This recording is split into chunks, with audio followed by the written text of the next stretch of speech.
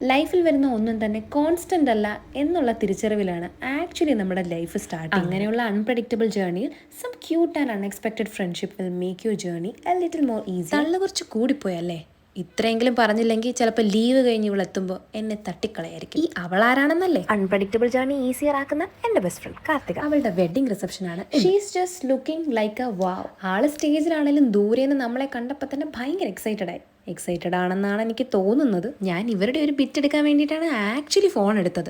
പക്ഷേ ദേ ബാക്കിൽ ഫുൾ എൻ്റെ ഫാൻസ് എവിടുന്നൊക്കെയോ വന്നതാണ്. ആരാധകരെ പ്ലീസ് ഒന്ന് ശാന്തരാകും. ഒരു കുട്ടി സ്റ്റാർ കൂടെ നമുക്കൊരു ഹായ് തന്നു. അങ്ങനെ ഹായ് ബൈ പരിപാടികൾക്ക് ശേഷം പിന്നെന്താ അത് തന്നെ ഫുഡ് അടിച്ചു കഴിഞ്ഞ് ഞങ്ങൾ ആക്ച്വലി ഓഫീസിലൊരു ടീം തന്നെ ഇവിടെ രൂപീകരിച്ചു. എല്ലാം കഴിഞ്ഞ് ബായ് പറഞ്ഞ് ഞങ്ങൾ വീട്ടിലേക്ക്. കലാപരിപാടികൾ അവസാനിച്ചിട്ടില്ല.